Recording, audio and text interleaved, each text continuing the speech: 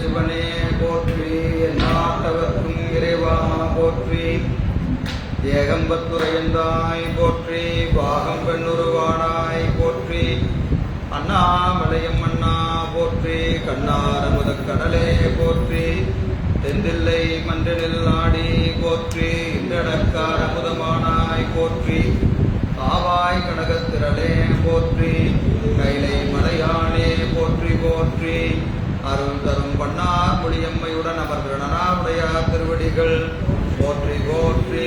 திருச்சிற்றம்பலம் தில்லையம்பலம்.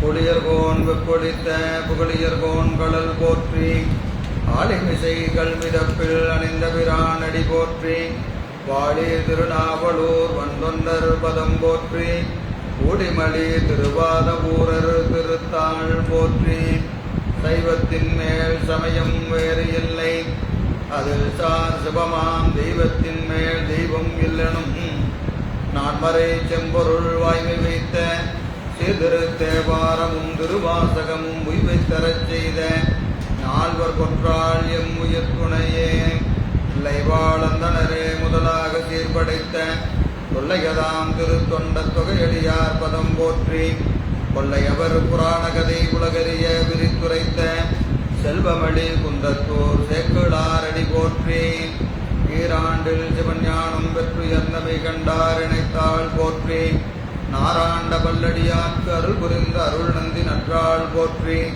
நீராண்ட கலந்தை நகர் மறைஞான சம்பந்த நிலத்தாள் போற்றி, சீராண்டதில்லை நகர் உமாபதியார் செம்பது மத்திருத்தாள் போற்றி போற்றி. திருச்சிற்றம்பலம் தில்லையம்பலம். திருநாவுக்கரசு பலரு திருத்தொண்டின் எரிவாழ பரிஞானத்தவ முனிவர் வாகீசர் வாய்மெதிகள் பெருடாமச்சீர் பரவலுறுகின்றேன் பேருலகில் புறநாவுக்கு உரை செய்ய உண்ணாமை உணராதே. திருச்சிற்றம்பலம் தில்லையம்பலம். எல்லாம் அல்ல ஈர்த்தனை ஆண்ட எந்த பிரான் அருள் தரும் பண்ணார்மொழி அம்மையுடன் அவர் திருநாவுடை பெருமானது திருவடி தாமரைகளை மணமொழி மேகலாலை வணங்கி, அடியேனை இந்த சென்னெல்லை ஆற்றுப்படுத்திய ஞானாசிரிய பெருமக்களுடைய திருவடி தாமரைகளை மணமொழி மேகலாலை வணங்கி, இந்த ஞான சிந்தனையை செயல்படுத்திக் கொண்டிருக்கின்ற அத்துணை அடியார் பெருமக்களுடைய திருவடி தாமரைகளையும் மணமொழி மேகலாலே வணங்கி வருகின்றேன்.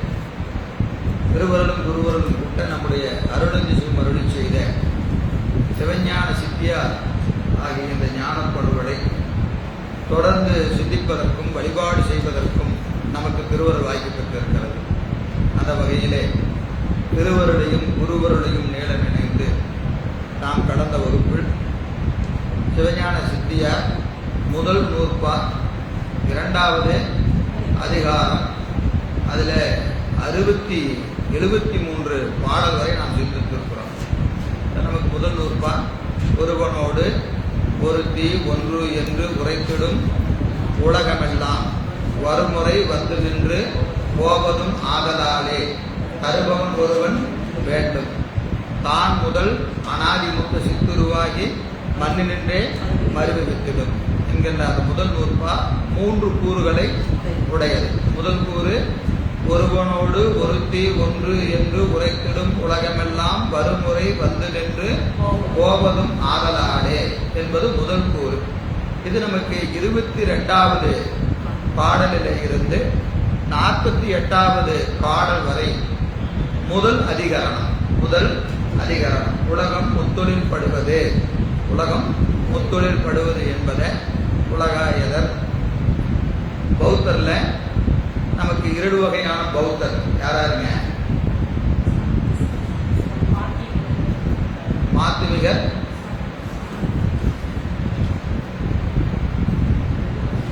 ரெண்டு வகை பௌத்தர் யார் வராங்க?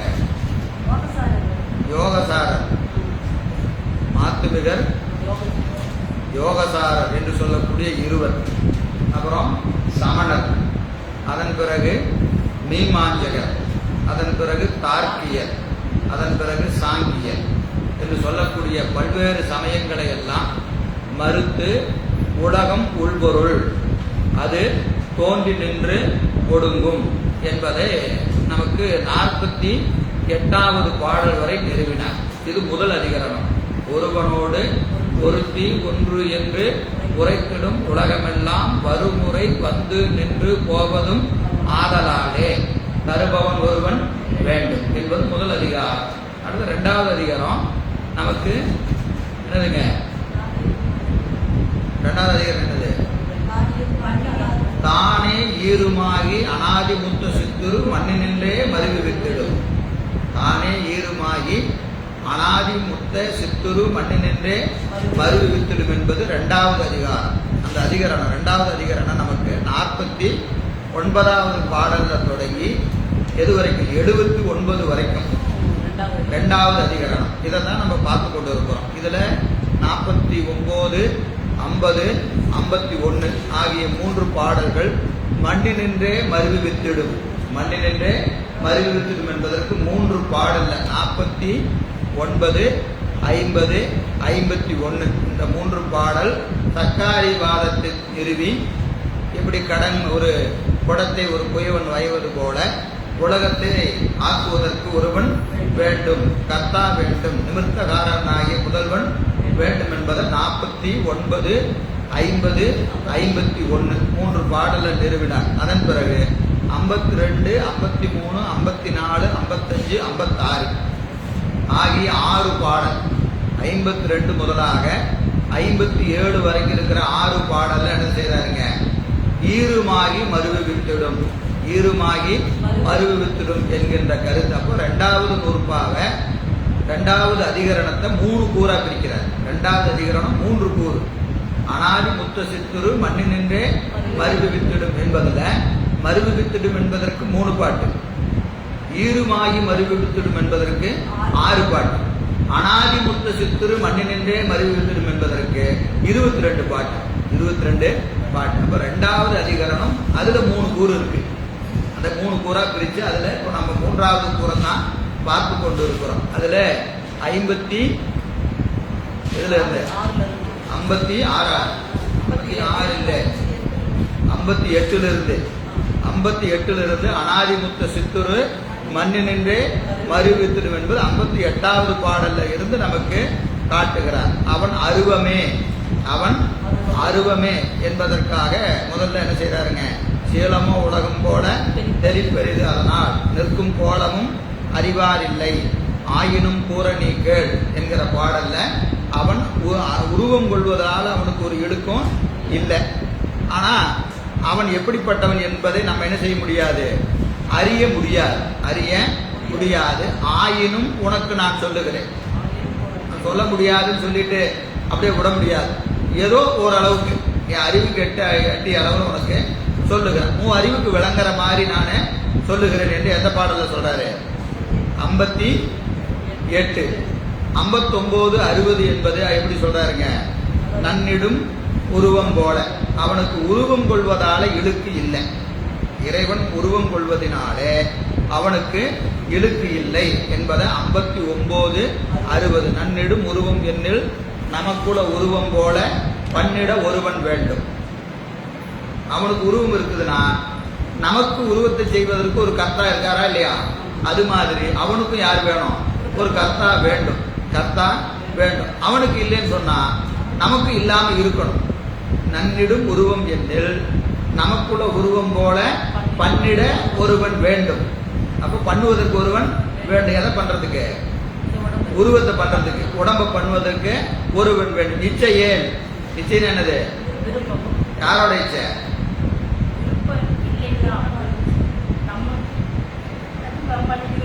மெதுவா சொல்லுங்க, டக்குன்னு வராட்டி பரவாயில்ல. இச்சையே அந்த பாட்டை படிக்கும் போது பொருள் வந்துடணும், புரியுதுங்களா? நன்னிடும் உருவம் என்னில் அப்படின்னு என்னது? முதல்வனுக்கு உருவம் வரும்னு சொன்னா நமக்குள்ள உருவம் போல நமக்கு உருவம் இருக்கிற மாதிரி பண்ணிட ஒருவன் வேண்டும். அவனுக்கும் பண்றதுக்கு ஒரு ஆள் வேணும் இல்லையா? அப்படியெல்லாம் இல்லை. இச்சையேல் அவன் விருப்பப்படி உருவம் வரும். அவனுக்கு விருப்பப்படி உருவம் வரும். இச்சையேல் என்பது என்னது? அவன் விரும்பியபடி உருவம் வரும். அப்படின்னா பலரும் இச்சை, நமக்கு இச்சைப்படி வரணும். புரியுதா இல்லைங்களா? அந்த பாட்டிலேயே அப்படி படிக்கும் போது சும்மா கதை படிக்கிற மாதிரி பாட்டை படிக்கும். நன்னிடும் உருவம் என்னில் அப்படின்னா என்னது? உருவம் அவனுக்கு உண்டுன்னு சொன்னா நமக்குள்ள உருவம் போல பண்ணிட ஒருவன் வேண்டும். நமக்கு ஒருத்தன் வேணுங்கிற மாதிரி அவனுக்கு ஒரு ஆளு வேணும் இல்லையா? அவனுக்கெல்லாம் ஆள் வேண்டாம். அவன் விருப்பப்படிதான் வரும். இச்சையேல் அவன் விருப்பப்படிதான் உருவம் வரும்னு சொன்னா பலரும் இச்சை எல்லாருக்கும் அது மாதிரி இச்சைப்படி உருவம் வரணும். வருமா? வராது. அப்படின்னா என்ன அர்த்தம்? அவனுக்கும் அப்படி வராது. பலரும் இச்சை கண்ணிய உருவம் கொள்ளோம் யாம். நான் நினைச்ச உருவம்லாம் எனக்கு வரல, நான் நினைச்ச மாதிரி எனக்கு உருவம் வரல அப்படின்னு அவனுக்கு மட்டும் எப்படியா வரும்? கண்ணிய உருவம் கொள்ளோம் யாம் வெறும் கடவுள் தானம் எண்ணிய யோக சித்தர் போல் உரு இசைப்பன்கான. இது கேள்வி பதில். நமக்கு உருவம் நம்ம விருப்பப்படி வரலன்னா அவனுக்கும் உருவம் வரக்கூடாது அப்படின்னு சொன்ன உடனே எனக்கு அடுத்துக்கு அது என்ன பதில் சொல்றாரு? யோக சித்தர்லாம் வேண்டிய மாதிரி உருக்கொள்றாங்க தெரியுமா? யோக சித்தர்கள்லாம் என்ன செய்யறாங்க? தான் விரும்பிய வடிவத்தை பெறுகிறார்களா இல்லையா? அருள் பெற்றவர்களே தான் விரும்பிய வடிவத்தை பெறுகிற போது முதல்வன் கொள்ள மாட்டானா? புரியுதா? இதுல என்னென்ன கேள்வி என்னென்ன பதில் இருக்கு? 2 கேள்வி 2 பதில். முதல்ல என்னது? நம்ம மாதிரி அவனுக்கு உருவம் இருக்கும்னா நமக்கு உருவம் செய்வதற்கு ஒருவன் இருப்பது போல அவனுக்கும் உருவத்தை செய்யறதுக்கு ஒரு ஆள் வேண்டும். அதுக்கு பதில் என்னது? இல்ல அவன் விருப்பம், அவன் விருப்பப்படி வரும். இது பதில். இச்சையேல் இருக்கா இல்லையா? இச்சையேல் என்பது அதுதான். இச்சையேல் என்பது என்னது? அவனது இச்சை. இச்சையேல் என்பது அவனது இச்சை அப்படின்னு சொன்ன உடனே அடுத்தது என்னது? அப்ப எனக்கும் இச்சைப்படி வரணும். அடுத்த கேள்வி, அவனுக்கு இச்சைப்படி வந்தா பலரும் இச்சை, பலருக்கும் இச்சைப்படி என்ன வரணும்? உடம்பு வரணும். அப்போ ஆனா நமக்கு உருவம் வருதானா? வரல. எப்படிங்க? கண்ணிய உருவம் கொள்ளோம். கண்ணுதல் என்னது? நினைக்கிறது. நினைத்தபடி உருவத்தை நாம கொள்ளல அப்படின்னு அவன் அடுத்த கேள்வி கேட்கறான். அவனுக்கு விருப்பப்படி வந்தா எனக்கு விருப்பப்படி வரணும், ஆனா வரல. அப்படி உருவம் வரவில்லை. அப்ப என்ன ஆகும்? அவனுக்கும் அப்படி இருக்க முடியாதியா அப்படின்னு அவன் தடை எழுப்புறான். அந்த தடைக்கு என்னதையோ என்ன பேசுற? யோக சித்தர்கள்லாம் வருதா இல்லையா? நீ கடவுளை பார்த்தையோ இல்லையோ தெரியாது, கண்ணுக்கு முன்னாடி யோக சித்தர்லாம் இருக்கிறாங்க. அவர்கள் எல்லாம் என்ன செய்யறாங்க? விரும்பிய வடிவம் கொள்கிறார்களா இல்லையா? அவர்களுக்கு எப்படி வந்துச்சு? அருளாலே வந்தது. அருளாலே இவர்கள் வடிவம் பெறுகிறார்கள் என்று சொன்னால் அருளே வடிவமாக இருக்கிற அவனுக்கு வராதா? கண்டிப்பா வரும் அப்படின்னு அங்க பதில் இருக்கு. சரிங்களா? அப்ப அடுத்த பாடல் என்ன செய்யறாரு? வித்தக யோக சித்தர் வேண்டொரு கொள்ளுமாவோல் உத்தமன் கொள்வான் எண்ணில். இது அனுவாதம்.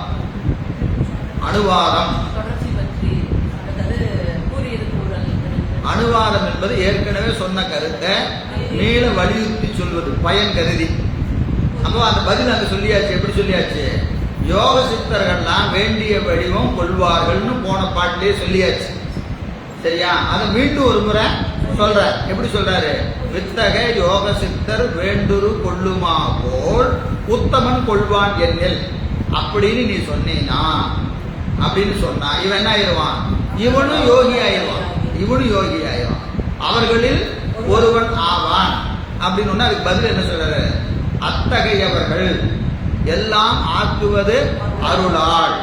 அவர்களெல்லாம் இந்த வடிவத்துக் கொள்வதற்கு காரணம் இறைவனது திருவருள். இறைவனது திருவருளாலே அவர்கள் வேண்டிய வடிவத்தை பெறுகிறார்கள். இவன் யாரு? யோக சித்தர்ல ஒருவன் கிடையாது. அந்த அருளையே தருபவன் இவன். அருளையே தருபவன். எனவே என்னது பாட்டு? என்னது? ஆங்கு வைத்தது மாயை அன்று. ஆங்கு வைத்தது மாயை அன்று. என்னது? வடிவெல்லாம் மாயை தானே. அது அவன் உருவம் என்ன கிடையாது, மாயை இல்லை. அவன் உருவம் மாயை இல்லை என்று சொன்ன உடனே இவர் என்ன செய்யறாரு? ஐயா, வடிவம்னு சொன்னாவே மாயை தாயா, வடிவம் சொன்னாவே மாயை தான். அப்புறம் என்ன? வித்தக யோக சித்தருக்கு மாயையில உருவம், இவனுக்கு அருளே தேகம்லாம் சொல்லிட்டு இருக்கிறீங்க. எல்லாம் வடிவம்னு சொன்னாவே என்னது? எல்லாம் மாயை தானே என்று அது தடை. அது தடை. தடைக்கு விடை எங்க இருக்கு? அடுத்த பாட்டுல இருக்கு. அடுத்த பாட்டு என்ன சொல்றாருங்க? சக்தியே வடிவு என்றாலும், அதானே, மாயைதான் மலத்தை பற்றி வருவதோர் வடிவமாகும். மாயைதான் மலத்தை பற்றி வருவதோர் வடிவமாகும். மாயை என்பது மலம், அதை மாயையின் மூலமாக வருவது என்னது? வடிவம். மாயைதான் மலத்தை பற்றி வருவதோர் வடிவம் ஆகும். ஆனா அவன் யாரு? இந்த மாயை எப்ப வரும்? நீங்க திருப்பி இதுக்கெல்லாம் பூரா கதையும் சொல்லணும். என்ன கதை? முதல் உற்பவம் ஏன் வருது? ஏன் வருது? ஆணவ மனம் நீங்கிறதுக்காக பெருமான் கண்மத்தையும் மாயையும் கூட்டுகிறான். எனவே கண்மத்துக்கு தக்கவாறு மாயையிலிருந்து உருவத்தை பெருமான் செய்து கொடுக்கிறான். இந்த கருத்தெல்லாம் நீங்க இங்க வருவிச்சுக்கணும். எல்லா கருத்தையும் வருது. மாயை என்பது உடம்பா எப்ப வரும்? ஆணவம் இருந்தாதான் வரும். ஆணவம் இருந்தாதான் மாயை நமக்கு உடம்பாக வரும். ஆணவம் இல்லைன்னா வராது. ஏன் ஏன் வராது?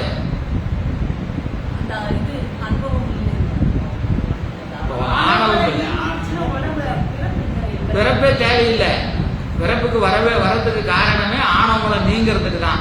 ஆணவம் இல்லாத ஒரு ஆள் எதுக்கு பிறவிக்கு வரான்? அவன் வரவே மாட்டான். அப்போ ஆணவத்தை நீக்கிறதுக்கு தான் பிறப்புக்கு வருகிறோம். பிறப்புக்கு வருவதற்கு ஒரு காரணமாக என்ன இருக்கிறது? உடம்பு இருக்கிறது. அப்ப ஆணவம் உடையவர்களுக்கு தான் மாயை உடம்பாக வரும். ஆனா இவன் யாரு? ஆய ஆணவம் அகன்ற. ஆணவம் என்பதே அவனை சென்று பற்ற முடியாத அவன் யாருங்க? அவன் சித்தன். அவன் யாரு? சித்தன். அனாதி முத்த சித்துரு. அனாதி முத்த சித்துரு. அவன் சித்தன் முத்தன்.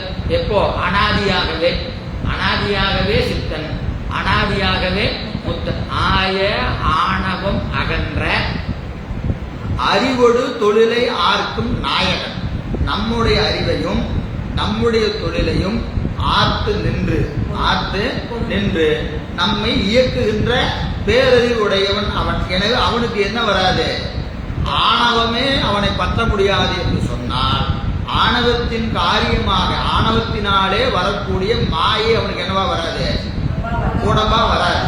எனவே காயமோ மாயை அன்று, காயமோ மாயை அன்று காண்பது சக்தி தன்னா. அப்ப அவனுக்கு காண்பது என்பது அவனுக்கு வடிவமாக காணப்படுவது என்னது? அருள் தான் தேகம். நம்மை போல அவனை பார்க்க கூடாது, நம்மை போல அவனை பார்க்க கூடாது என்று அவன் உருவம் கொள்வதால் இழுக்கு இல்லை. அவனுக்கு உருவம் உண்டுன்னு சொன்னா என்ன குறை அப்படின்னு கேட்டா அதனால ஒரு குறையும் இல்லை என்பது 59, 59, 60, 61 3 பாட்டுல என்ன செய்யறாரு? உருவம் கொள்வதால் இழுக்கு இல்லை. ஒவ்வொரு பாட்டு என்ன தலைப்புல வருதுன்னு நீங்க புரிஞ்சுக்கணும்.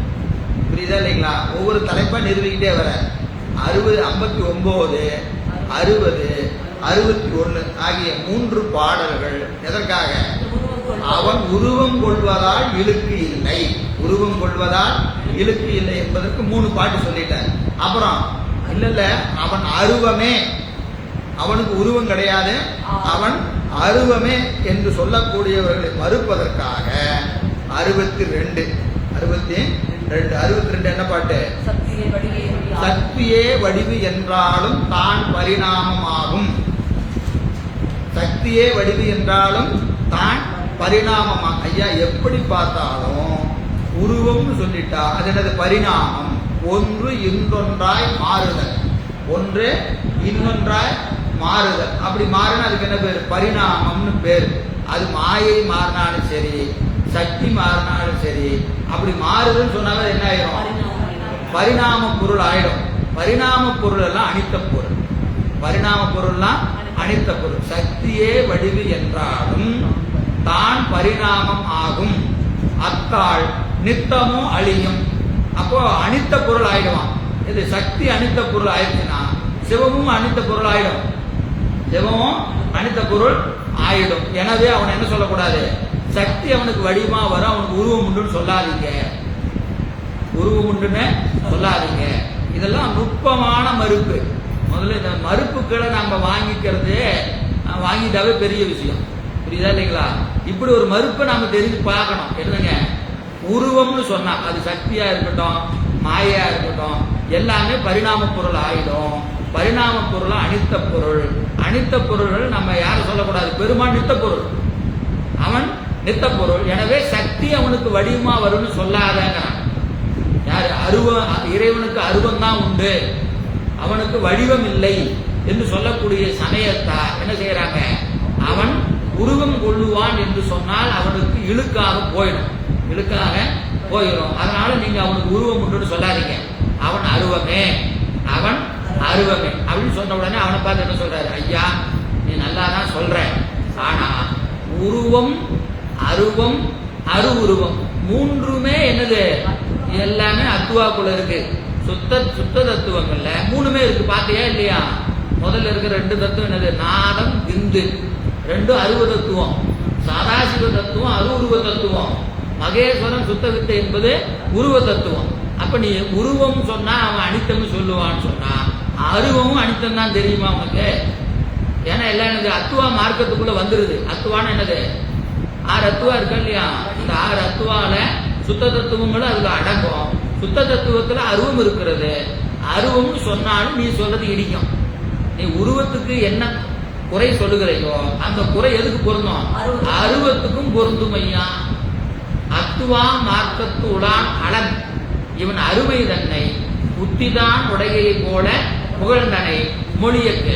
நான் ரொம்ப அழகா நீ மறுப்பெல்லாம் ரொம்ப யோசிச்சிருக்கிற. ஆனா அதுல ஒரு பிரச்சனை இருக்கிறது. நீ எதை சொல்லி மறுக்கிறையோ அந்த மறுப்பு உனக்கும் பொருந்தும்.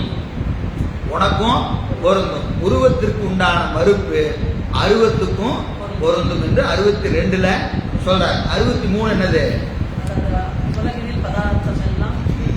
பாட்டு இருக்கு. பாட்டினால் சொல்லக்கூடிய கருத்து என்ன?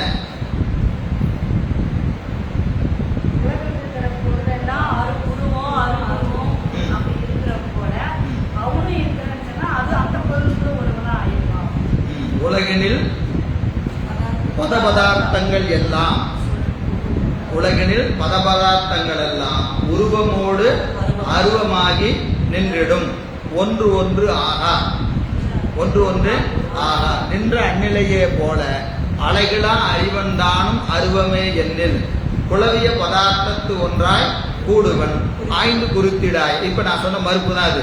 உலகில் இருக்கக்கூடிய பதார்த்தம்னா பொருள்கள், பதார்த்தங்கள்னா பொருள். அந்த பதார்த்தம் என்னது, பதி பசு பாசம் என்று சொல்லக்கூடிய 3. நம்ம சைவ சித்தாந்தத்துல சொல்லக்கூடிய பொருள் எத்தனை? 3. பதி பசு பாசம். பதார்த்தம்னா பொருள், பதார்த்தம் என்பது பொருள். அந்த பதார்த்தங்கள் எல்லாம் எப்படி இருக்கும்? உருவமோடு அருவமாகி நிலவிடும். என்னதுக்கு உருவம்னா என்னது? நம்ம தத்துவங்கள்ல வருகிற போது அதெல்லாம் என்னது, உருவமாகி வருதா இல்லையா? தத்துவங்கள் எல்லாம் உருவமாகி வருகிறது. அருவமாகவும் தத்துவம் இருக்கு.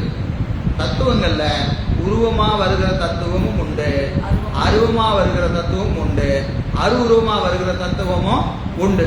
இந்த 3 எதுல உண்டு? தத்துவங்கள்ல உண்டு. எனவே அவனை நீ என்ன சொல்ற? உருவம் என்பது பதார்த்தம், அது அனித்த பொருள் சொன்னா அருவம் என்ன ஆயிடும்? அதான் ஆகும். இப்ப நான் சொன்ன கருத்து இங்க இந்த பாட்டுல இருக்கிற கருத்து தான். 63. 64 என்னது? அவன் பந்தமும் வீடுமாய பதபதார்த்தங்கள் அல்லன். பந்தமும் வீடுமாய பதபதார்த்தங்கள் அல்லன். அந்தமும் ஆதியில்லான் அளப்பிலன் ஆதலாலே எந்தைதான் இன்னன் என்றும் இன்னதாம் இன்னதாகி வந்திடான் என்று சொல்ல வழக்கொடு மாற்றம் இல்லை. அவன் யாருன்னா அவனுக்கு பந்தமும் இல்லை வீடும் இல்லை. நமக்கு பந்தத்தையும் வீடையும் தருகிற பரம்பொருள் அவன். அவனுக்கு என்ன கிடையாது? பந்தமும் கிடையாது, வீடும் கிடையாது. எனவே பந்தமும் வீடுமாய பதபதார்த்தங்கள் அல்லன். பாசமும் பசுவும் போல பந்தம் வீடு அவனுக்கு கிடையாது. பதபதார்த்தங்கள் அல்லன். அவன் யாரு? அந்தமும் ஆதியும் தான். அவனுக்கு அந்தமும் கிடையாது, ஆதியும் கிடையாது. அளப்பிலன், எவற்றினாலும் அறிய உண்ணாத பெருமான், சுட்டறிவினால் அறிய முடியாத பெருமான். ஆதலாலே எந்தைதான் இன்னன் என்றும் இன்னதான் இன்னதாகி வந்திடான். இன்னதன்மையன் என்று அறிய ஒண்ணா எம்மான். யாருக்கு எப்ப வருவான், எப்படி வருவான்? உருவத்துல வருவானா, அருவத்துல வருவானா, அருவுருவத்துல வருவானா, எப்படி வருவான் என்ன செய்ய முடியாது, வரையறுத்து கூற முடியாத பரம்பொருள். எந்தைதான் இன்னன் என்றும் இன்னதான் இன்னதாகி வந்திடான் என்று சொல்ல வழக்கொடு மாற்றமில்லை. அவனை இப்படிதான் வருவான்னு சொல்லவே முடியாது. இவர்களுக்கு இப்படிதான் வருவான், இப்படி வரமாட்டான் அப்படின்னு என்ன செய்ய முடியாது, சொல்லவே முடியாது. அவனை நீ இப்படிதான் வருவான்னு அவனை நம்ம என்ன செய்ய முடியாது. வைராகியா வந்தான், இளவேதியரா வந்தான், காமுக வேடத்துல வந்தான். யாருக்கு? ஏற்பகையார் இல்லத்திற்கு வருகிற போது பெருமான் எப்படி வந்தானுங்க? காமுக வேடத்துல வரும். அது ஒரு வேடமா யோசிச்சு பாருங்க. அப்படி ஒரு வேடத்துல வர முடியுமா பெருமான்? எவ்வளவு கீழான ஒரு வேடம் இல்லைங்களா? அந்த வேடத்துல பெருமான் வருகிறான். அப்போ அவன் இப்படிதான் வருவான்னு நாம நினைச்சிட்டு இருக்கிறோம். பெருமான் எப்பவும் விடை மேலதான் வருவான், அப்படியே சடையோட பிறையோட வருவானா? அப்படியெல்லாம் இல்லை. காமுக வேடம் தாங்கி ஏற்பகையார் வீட்டுக்கு வரான். அப்போ இந்த வேடத்துல வருவான் என்று என்ன செய்ய முடியாது, சொல்லவே முடியாது என்பது அந்த பாட்டுல சொல்றார். அடுத்தது 65 என்ன சொல்றாரு? குறித்தது ஒன்று ஆக மாட்டான் குறைவிலன் ஆதலாலும் நெறிப்பட நிறைந்த ஞானத்துளுடைய நிலைமையானும் வெறுப்படு விருப்புதன்பால் வேவுதல் இல்லாமையானும் நிறுத்திடும் நினைந்தமேனி நின்மலன் அருளினாலே. இப்போ உருவமுடையாரெல்லாம் தலையில் மேலே இருக்கு பாருங்க. உருவமுடையாரெல்லாம் விகாரப்படுதலும் ஏகதேசப்படுதலும் துவக்குறுதலும் உடையார். உருவம் இருந்தாவே இந்த 3 பிரச்சனை வந்துடும்.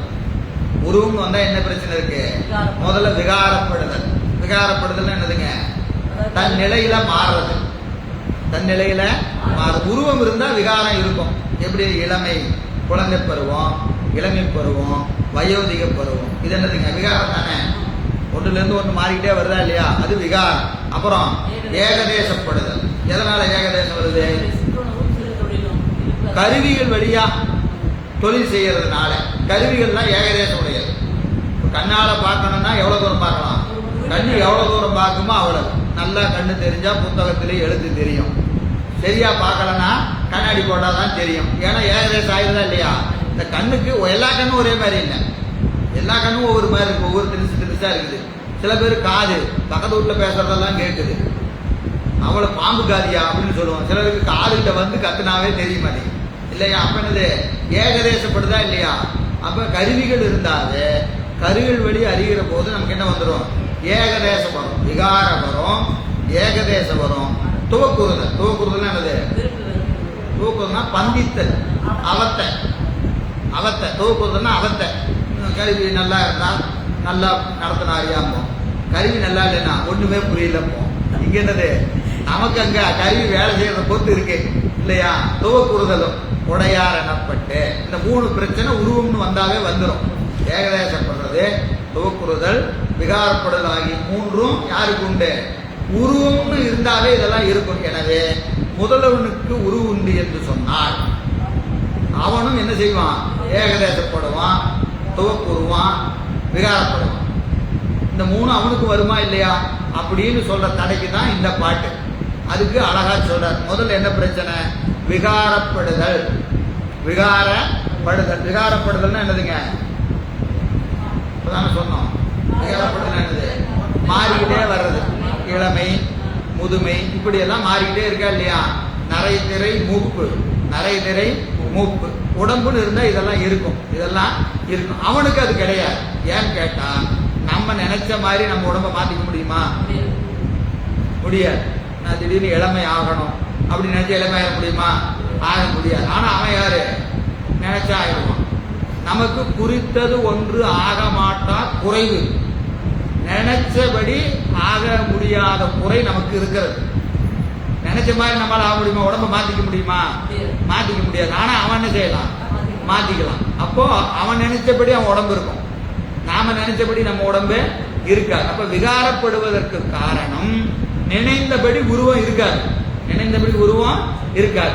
அந்த பிரச்சனை அவனுக்கு இல்லை, நமக்கு இருக்கு, அவனுக்கு இல்லை. அதான் முதல்ல அதை பாருங்க. மேல விகாரப்படுதலும் இருக்கா இல்லையா? பாட்டை ரொம்ப கவனமா படிக்கணும். விகாரப்படுதல். விகாரப்படுதலுக்கு காரணம் வடிவம் நான் நினைந்த வடிவா இருக்காது. அதுதான் நமக்கு உள்ள பிரச்சனை. அதுதான் நம்முடைய பிரச்சனை. குறித்தது ஒன்று ஆக மாட்டா குறைவு யாருக்கு இருக்கு? நமக்கு இருக்கு. அவனுக்கு இளன். அந்த குறைபாடு அவனுக்கு இல்லை. நினைச்சபடி அவனால் என்ன செய்ய முடியும்? உருவத்தை மாத்திக்க முடியும். உருவத்தை மாத்திக்க முடியும். அதனால அவனுக்கு பிரச்சனை இல்லை, விகாரப்பட மாட்டான். புரியுதா இல்லைங்களா? அப்படியே வயசாகுதுன்னு வச்சுங்க, சும்மா உதாரணத்துக்கு. ஒரு உடம்புலயே இருக்க வயசாச்சுன்னு என்ன செஞ்சுக்குவான்? திரும்பி இளமை ஆயிக்குவான். அவன் இளமையை ஆயிக்க முடியும். ஏன்னா அவன் நினைச்சபடி உடம்பு வரும். நம்ம ஆயிக்க முடியுமா? ஆய்க்க முடியாது. நம்ம நினைச்சபடி உடம்பு ஆகாததுனால நமக்கு விகாரம் உண்டு, அவனுக்கு அந்த விகாரம் இல்லை. காரணம் என்னது? அவன் நினைத்த மாதிரி உடம்பு வரும், நினைத்த மாதிரி உடம்பு வரும். அதனால அவனுக்கு என்ன கிடையாது? விகாரம் கிடையாது, விகாரம் கிடையாது. ரெண்டாவது குறை என்னது? ஏகதேசப்படுது. ஏகதேசப்படுறதுக்கு என்ன காரணம் அப்படின்னா அடுத்த பாட்டு சொல்றாருங்க. நெறிப்பட நிறைந்த ஞானல் தொழில் உடை நிலைமையான. நெறிப்பட நிறைந்த ஞானம், நிறைந்த ஞானம் அவனுக்கு இருக்கிறது. நிறைந்த ஞானம் இருப்பதினாலே அவனுக்கு என்ன கிடையாது? ஏகதேசப்பட வேண்டிய அவசியம் இல்லை. நிறைந்த ஞானம் என்பது வியாபகம், வியாபக ஞானம். அவனுடைய ஞானம் என்னது? வியாபக ஞானம். நம்ம ஞானம் என்னவா இருக்கு? இப்ப ஏகதேசமா இருக்கு. உண்மையா உயிருக்கான ஞானம் வியாபக ஞானம் தான். ஆனா உடம்புல பொருந்துகிற போது இதுக்கு என்ன ஆயிடும்? ஏகதேச ஞானம் வந்துடும். அவன் எப்பவுமே எப்படி இருப்பான்? வியாபக ஞானம் இருக்கும். அதனால அவன் எந்த வடிவத்துக்குள்ள வந்தாலும் அவனுக்கு வியாபக ஞானம் தான் இருக்குமே ஒழிய ஏகதேச ஞானம் அவனுக்கு இல்லை. ரெண்டாவது தடைக்கு ரெண்டாவது வரி பதில். நெறிப்பட நிறைந்த ஞான தொழில் உடை நிலைமையானும். அடுத்தது துவக்குறுதல். துவக்குறுதல் என்பது என்னதுங்க? அவத்தை பேதம். அவத்தை பேதம், அவத்தை பேதம் வந்தாவே விருப்பு வெறுப்பு வந்துடும். அவத்தை பேதம் வந்தாவே விருப்பு வெறுப்பு வந்துடும். அவனுக்கு என்ன கிடையாது? வெறுப்போடு விருப்பு தன்பால் மேவுதல் இல்லாமையா. ஏன் அவனுக்கு விருப்பு வெறுப்பு வராது அப்படின்னு கேட்டா அவனுக்கு வேண்டுதலும் இல்லை, வேண்டாதலும் இல்லை. காரணம் எல்லாமே அவனுடைய உடைமை பொருள். நமக்கெல்லாம் வேண்டியவர்கள் உண்டு, வேண்டாதவர் உண்டு. ஏன்னா அவர் வேறு, நாம் வேறு. அவர் வேறு, நாம் வேறு. அவனுக்கு எல்லாமே ஒண்ணுதான். ஏன்னா எல்லாமே அவனுடைய உடைமை, உயிர்கள் எல்லாம் அவனுடைய அடிமை. எனவே எந்த உயிர் மேலேயும் அவனுக்கு வெறுப்பு வராது, எந்த உயிர் மேலேயும் விருப்பு வராது. எந்த உலகப் பொருள் மீதும் அவனுக்கு வெறுப்பு வராது, விருப்பும் வராது. எனவே என்னதுங்க? நிறுத்திடும் நினைந்த மேனி. தான் நினைந்த வடிவத்தை என்ன செய்வான்? நிமலன் அருளினாலே நிறுத்திடும். நிமலன் அருளினாலே நிறுத்திடும் நினைந்த மேனி என்று இந்த பாட்டுல சொல்றார். அடுத்த பாட்டு என்னது?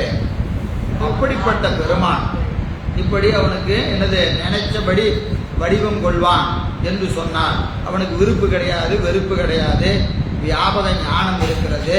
அப்புறம் அவன் பொய்விடாத தன்மை உடையவன். இத்தனை சிறப்பு இருக்கும் போத அவன் உருவம் கொண்டு வந்துதான் இதெல்லாம் செய்யணுமா? அவன் அருவமா இருந்து செய்யலாம். ஆனா மூணுமே அவனுக்கு அருவம், அருவுருவம், உருவம் எல்லாமே அவனுக்கு கடத்தம் சொன்னான். சுரூபமா இருந்தாலே செய்யலாமா இல்லையா? செய்யலாமா இல்லையா? செய்யலாம். அப்ப அவன் உருவம் கொண்டு வருவதற்கான காரணம் அப்படின்னா அழகா அந்த பாட்டு சொல்றாங்க. ஆரணம் ஆகமங்கள் அருளினால் உருவு கொண்டு காரணன் அருளானாகின் கதிப்பவர் இல்லையாகும். ஐயா, அவன் எப்படி வேணாலும் இருந்து எல்லாம் செய்வான். நமக்கு நமக்கு எப்படி இருக்கிறது? உருவம் கொண்டு வந்தாதே புரிய மாட்டேன், தெரிய மாட்டேங்குது. இன்னும் அவன் அருவமாகும் சொரூப இலக்கணத்திலிருந்து செஞ்சா என்ன ஆகும்? ஒன்றும் நமக்கு விளங்காது, நமக்கு ஒன்றும் விளங்காது. எனவே நம் பொருட்டுத்தான் அவன் உருவம் கொண்டு வருகிறான். உருவம் கொள்வதனால அவனுக்கு ஒன்றும் குறைபாடு கிடையாது, அப்படி வரணுங்கிற அவசியம் கிடையாது. ஆனால் அவன் அவ்வளவு கீழே இறங்கி வந்துமே பற்ற முடியாத இழிவு உடையது ஆன்மா. அவ்வளவு இழிவாக இருக்கிற உருவம் கொண்டு வந்து குருநாதனாக வடிவம் தாங்கி வந்தாலும் கூட இந்த உயிர்கள் என்ன செஞ்சிட்டு இருக்கு? பார்க்கலாம் பார்க்கலாம், என்ன அவசரம், மெதுவா போலாம் அப்படின்னு தானே இருக்கிறது. பற்றுகிற தன்மை ஆன்மாவுக்கு இல்லை. பக்குவம் இல்லாத காரணத்தினால அதன் பக்குவம் நோக்கி எப்படியெல்லாம் கீழே இறங்கி வரணுமோ அப்படியெல்லாம் வருது. எப்படி கீழே இறங்கணுமோ அப்படியெல்லாம். யாருக்கு? நம்ம நந்தியம் பெருமானுக்கு தன்னுடைய சொரூபத்தில், அதாவது தன்னுடைய தடத்தை இலக்கணமாகிய மான்மடுவோடு உபதேசம் பண்ணார். யாருக்கு? நந்தியம் பெருமான். சனகாதி முனிவருக்கு அவர்களுக்கெல்லாம் எப்படி பண்ணாரு? தன்னுடைய வடிவத்தில் மான்மடுவோடு உபதேசம் பண்ணார். அவைகளுக்கெல்லாம் புரிஞ்சிருச்சு, அவைகளுக்கெல்லாம் உபதேசம் புரிஞ்சுது. அதனால அதுக்கு அப்படி வந்தார். இன்னும் கீழே இறங்கி வந்தார். எப்படி வந்தாரு?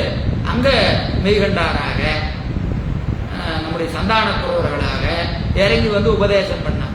யார்? பெருமான் தான் அந்த வடிவமெல்லாம் கொண்டு வருகிறான். அங்க எத்தனை பேர் இருந்தாங்க? மெய்கண்டாட்ட 49 பேர் தான். மெய்கண்டாட்ட பாடம் கேட்டவங்க எத்தனை பேரு? 49 பேர் தான் கேட்டாங்க. மண்ணுலகத்துல சந்தான மரபினோடு முதல் குருநாதராக வந்த மெய்கண்டாரிடத்து பாடம் கேட்டவங்க 49 பேர் தான். 49 பேர் இல்லை, 49 பேர் தான் கேட்டிருக்கிறாங்க. நீங்க நினைச்சு பாருங்க, திருவெண்ணை நல்லூர்ல எத்தனை பேர் இருந்திருப்பான், தமிழ்நாட்டில் எத்தனை பேர் இருந்திருப்பான். இத்தனைக்கும் அந்த காலம் சைவ சமயத்தினுடைய எழுச்சி. ஏன்னா ஞானசம்பந்தர் வந்தாச்சு, நாவுக்கரசர் வந்தாச்சு, நம்பி ஆரூரர் வந்தாச்சு, மணிவாசக பெருமான் வந்தாச்சு. இந்த 4 பெருமக்களும் அவதாரம் செஞ்சு சைவ சமயம் எப்படி இருக்குது, எழுச்சி பொற்காலம், சைவத்தினுடைய பொற்காலம் என்று சொல்லக்கூடிய அந்த காலத்திலும் மெய்கண்ட தேவநாயகரிடத்து பாடம் கேட்டவங்க 49 பேர் தான். நீங்க அப்ப எத்தனை பேர் கேட்டிருக்கணும், நாம நினைச்சு பார்ப்போம் இல்லையா? ஒரு 10,000 பேர், ஒரு 20,000 பேர் பாடம் கேட்டிருக்கணுமா இல்லையா? மெய்கண்டார் போற இடத்துல எல்லாம் ஜேன்னு போட்டு வந்திருக்கணுமா இல்லையா? வரல. ஏன் வரலன்னா பக்குவம் அவ்வளவுதான் இருக்கு, பக்குவம் அவ்வளவுதான் இருக்கு. புரியுதுங்களா? அப்போ அவ்வளவு கீழே இறங்கி வந்துகிட்டே இருக்கிறான். இன்றளவும் என்ன செய்கிறான், ஆன்மாக்களின் பக்குவம் நோக்கி ஏதோ ஒரு வடிவத்தில் அவர்களுக்கு அறிவுல ஞானத்தை உணர்த்தி கொண்டே இருக்கிறான். அதான் இங்க சொல்றாரு, என்னதுங்க, ஆரணம் ஆகமங்கள் அருளினால் உருவு கொண்டு காரணன் அருளானாகின் கதிப்பவர் இல்லையாகும் நாரணன் முதலாயுள்ள சுரர் நரர் நாகர்கல்லாம் சீரணி குரு சந்தான செய்தியும் சென்றிடார். குரு சந்தான செய்தி சென்று சேர வேண்டும் பொருட்டு கண்ணுதற் பெருமான் மானுடைய சட்டை தாங்கி உருவம் தாங்கி குரு பரம்பரையை திகழும் பொருட்டு பல்வேறு வடிவம் கொண்டு இந்த மண்ணுலகத்திற்கு அவன் வருகிறான் என்று அந்த பாட்டில் சொல்றார். அப்புறம் 69 அவன் உருவம் கொள்வதனாலே என்ன குறைபாடு இல்லை, அவனை எப்படியெல்லாம் பார்க்கிறாங்க என்பதை சொல்றாரா இல்லையா? அடுத்த பாட்டில் இதுல 67 என்னதுங்க, அவனது உருவம் முதலானவை எல்லாம் என்னதுங்க, அனாதிமுத்த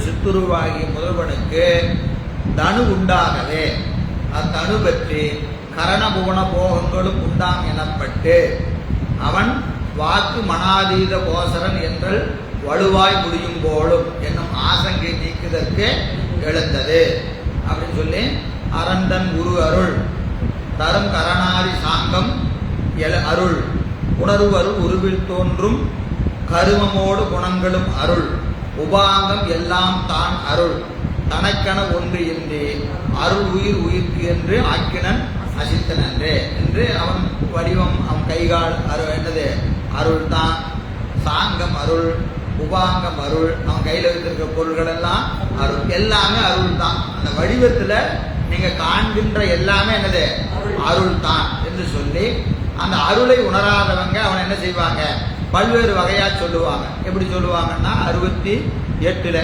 உலகினை இறந்து நின்றது அறங்குரு என்பது போரா. இந்த பாட்டு போன தடவை வகுப்புல ஆன்லைன்ல மிஸ் ஆயிடுச்சான், இந்த பாட்டு வரலன்னு சொன்னாங்க, ஆடியோ வரலன்னாங்க. சரி, உலகினை இறந்து நின்றது அறங்குரு என்பது போரா, அதாவது உலகத்தை கடந்து நின்றது இறைவனது திருவுருவம், உலகத்தை கடந்து நின்றது இறைவனது திருவுருவம் என்பதை உணரமாட்டார்கள். யாரு அவன், யாரு, விஸ்வாதிகன். விஸ்வாதிகன்னா விஸ்வத்திற்கு அதீதகமாக இருக்கக்கூடியவன் விஸ்வாதிகன். உலகினை இறந்து நின்றது அறங்குரு, உலகத்தை கடந்து நின்றது அவனது திருவுருவம் என்பதை உணரமாட்டாங்க. அவன் உருவில் உலகம் தோன்றிடும் தோன்றி ஒடுங்கிடும் என்றும் போற. உலகத்தை கடந்திருக்கிற பெருமானிடத்து உலகம் தோன்றி நின்று ஒடுங்கும் என்பதையும் உணரமாட்டாங்க. அவன் விஸ்வத்திற்கு காரணமாயிருப்பவன். விஸ்வாதிகனாக இருக்கிற பெருமான் தான் விஸ்வகாரணனாகவும் இருக்கிறான். விஸ்வகாரணன் என்பது என்னதுங்க, விசுவம்னா உலகம், உலகத்திற்கு காரணனாக இருப்பான். உலகம் தோன்றி நின்று ஒடுங்குவதற்கு காரணமாகவும் இருப்பான். உலகனுக்கு உயிருமாய் நின்றதும் போறான். உலகத்துக்கு உயிராய், எப்படி உடம்புக்கு உயிர் இருக்கா இல்லையா, உடம்புக்குள்ள உயிர் இருந்து என்ன செய்யுது, உடம்பை இயக்குது. அது போல உலகத்தை உடம்புன்னு வச்சுக்கிட்டீங்கன்னா அதுக்குள்ள ஒரு உயிர் இருக்கிறது. அது யாரு, பெருமான். உலகத்திற்கு உயிராக இருப்பான். அப்படின்னா உலகத்துக்கு உள்ள இருந்து இயக்குவான். உலகத்தை எங்கிருந்து இயக்குவான்? உள்ள இருந்து இயக்குவான். உள்ள இருந்து இயக்குவான். எனவே உலகனுக்கு உயிருமாகி, உலகனுக்கு உயிருமாகி, அது விஸ்வ அந்தர்யாமி. விஸ்வ அந்தர்யாமி. அப்ப விஸ்வ அந்தர்யாமியாகவும் இருப்பது யாரு? அந்த பெருமான் தான். அடுத்தது உலகமாய் நிற்பான். அப்புறம் உலகத்திற்கு உள்ளே நிற்பான், உலகமாகி நிற்பான், உலகமாகவும் நிற்பான். அது என்னது? விஸ்வரூபி.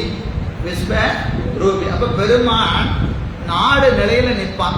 4 நிலையில நிற்பான். விஸ்வாதிகன், உலகத்தை கடந்து நிற்பவனாய் இருப்பான்.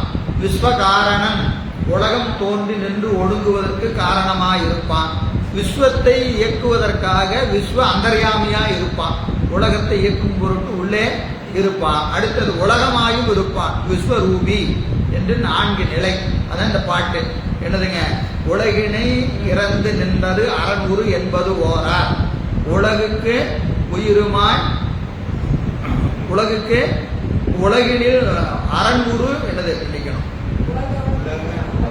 உலகு அவன் உருவில் தோன்றி ஒடுங்கிடும் என்பதும் ஓரார்.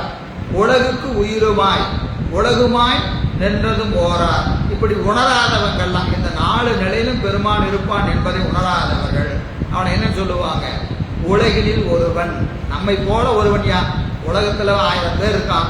1000 பேர்த்துல ஒரு ஆள் இந்த சிவபெருமான் என்று சொல்பவர்கள் யாரு?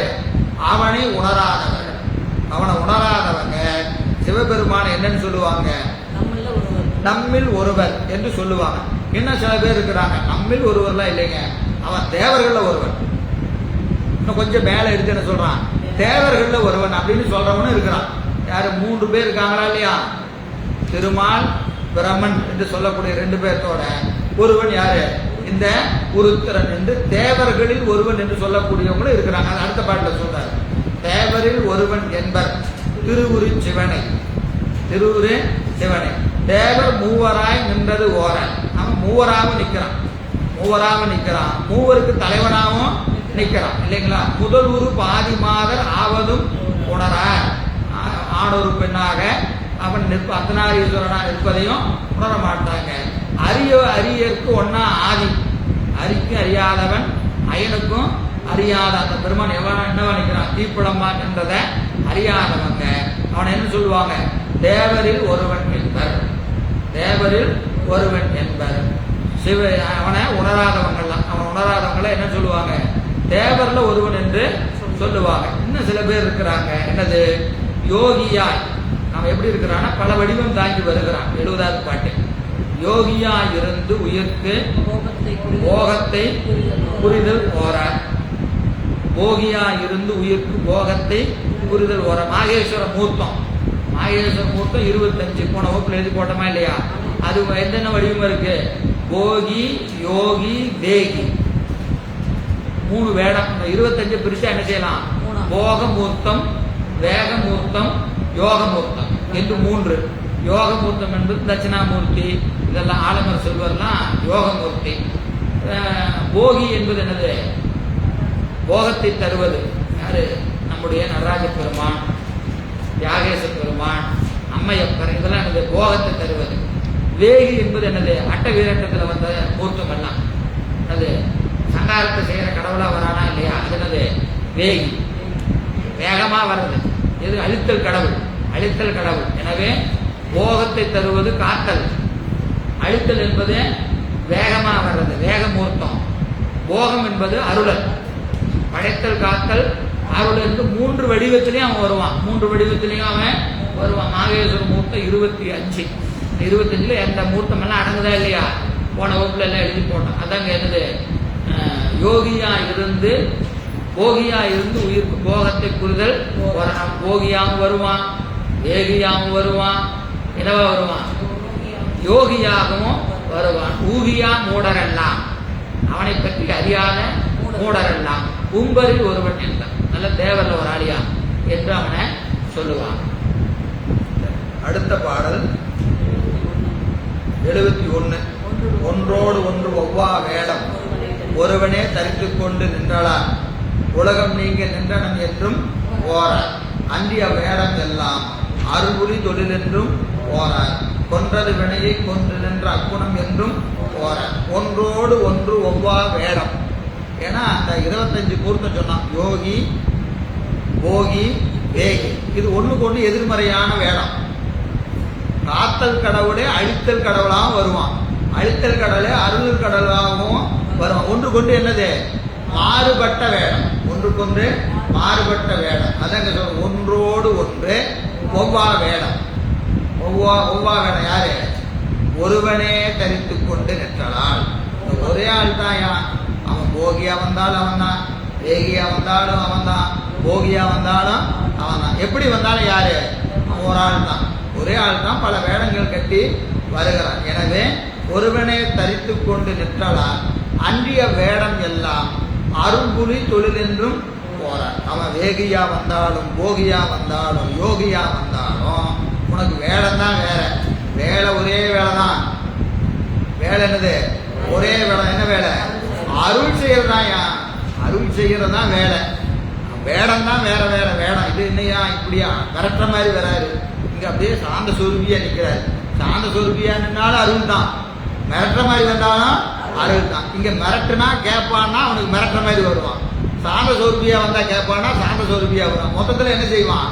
அருள் ஒன்றே செய்வான். இப்ப அம்மா கொஞ்சிட்டு சாப்பாடு ஊட்டுவாங்க. இல்லைன்னா என்ன செய்வாங்க? மிரட்டி சாப்பாடு ஊட்டுவாங்க. மொத்தத்துல என்ன வேலை? சாப்பாடை ஊட்டிட வேண்டியதுதான்.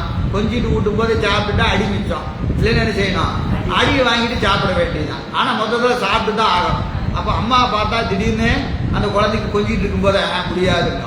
அப்படியே முகத்தை பார்த்தோம்னே பேசாம சாப்பிடும் இல்லையா? அப்ப அந்த அம்மா என்ன செய்ய வேண்டியது இருக்கு? பல வேடம் காட்ட வேண்டியது இருக்கு. கோமாளி வேஷம் எல்லாம் போடும். எதுக்கு? சிரிச்சுக்கிட்டு எல்லாம் பண்ணிட்டு விளையாட்டு காமிச்சுக்கிட்டு உருண்டுக்கிட்டு பிறண்டுக்கிட்டு எல்லாம் செய்யும். கோமாளி மாதிரி எல்லாம் அம்மா செஞ்சிருக்கு. என்னது? எப்படியாவது இந்த குழந்தைக்கு சாப்பாடை ஊட்டி ஆகும். சிரிச்சு ஊட்டுறதா, மிரட்டி ஊட்டுறதா, அழுது ஊட்டுறதா, அது சாப்பிடலன்னு இது அழுது. ஏன்? எப்படியோ மொத்தத்தை சோத்தை உள்ள வாயில வச்சு இழுக்கி ஆகணும். வச்சு அதை வாயில வச்சு கடை வாயில வச்சு ஒரு இழுக்குனால வேற வழி இல்லை இல்லைங்களா? அது போல பெருமான் என்ன செய்யறாங்க? நம்ம எப்படி இருக்கிறோமோ அதுக்கு தகுந்த மாதிரி பல வேடம் கட்டி வருவான். ஆனா நோக்கம் என்னது? அருள் ஒன்றே. அருள் ஒன்றே அவனது நோக்கம் என்பது இந்த பாட்டுல காட்டுறார். சரி, அடுத்த பாட்டுல 72. அது நமக்கு புராண சான்று. இறைவன் அந்தர்யாமியா இருக்கிறான், விஸ்வரூபியா இருக்கிறான், விஸ்வகாரணனா இருக்கிறான், விஸ்வத்தை கடந்து நிற்கிறான்ங்கிற எல்லாம் மேல சொன்ன அந்த நாளாகவும் அவன் இருக்கிறான் என்பதற்கு புராண எடுத்துக்காட்டு எது? அம்மை கண்ணை மூடுனாங்க, உலகம் இருண்டு போச்சு. பெருமான் நெற்றி கண்ணை திறந்தான், உலகத்திற்கு வெளிச்சம் வந்தது. அப்போ உலகமாய் அவன் இருக்கிறான், உலகத்தின் உள்ளே இருக்கிறான், உலகத்தை கடந்து நிற்கிறான். உலகமாய் அவன் இருப்பதனால அவன் கண்ணை மூடினா உலகம் இருந்து போச்சு. உலகம் இருந்து போச்சு. உலகம் கடந்து நிற்கிறதுனால அவன் நெற்றி கண்ணை திறந்தான் இல்லையா? துன்பத்துல நாம இருக்கிறோன்னு வச்சுக்கங்க. நம்ம துன்பத்திலிருந்து நீக்கணும்னா யாரும் நீக்கணும்? வெளியே இருக்கிறவன் தான் நீக்க முடியும். நாமளே துன்பத்திலிருந்து நாமளே நீக்க முடியுமான்னு நீக்க முடியாது. அது போல உலகம் கடந்து இருப்பதனால அவன் என்ன செய்கிறாங்க? நெற்றி கண்ணை திறந்ததுனால உலகத்திற்கு ஒளி பிறந்த என்பது நாயகன் கண் நாயகி நயப்பால் புதைப்ப வாயுருளாகி எங்கும் மூட பரிந்து உலகனுக்கு நெற்றி தூய நேத்திரத்தாலே சுடரொளி கொடுத்த பண்பின் தேயமால் ஒளிகளெல்லாம் சிவனுரு தேசது என்னார். அப்போ ஒளின்னு சொன்னா இறைவனது ஒளிதான், வேற ஒளி ஒன்றும் இல்லை என்பதை அந்த பாட்டிலையும் அடுத்த பாட்டுல கண்ணுதல் யோக இருப்ப காமன் நின்றிட வேட்கைக்கு விண்ணுறு தேவராதி வெளிந்தமை போரார் மாள்தான் எண்ணி மதனை தேவ இமவான் பெற்ற பெண்ணினை புணர்ந்து உயிருக்கு பேரின்பம் அளித்தல் போரார். மன்மதனை எரித்த வரலாறு சொல்லி அவன் உலகத்திற்கு அருள் செய்கின்ற நிலையை இங்க காட்டுகிற இந்த 2 பாடலும் அவன் என்னவா நிற்கிறான்?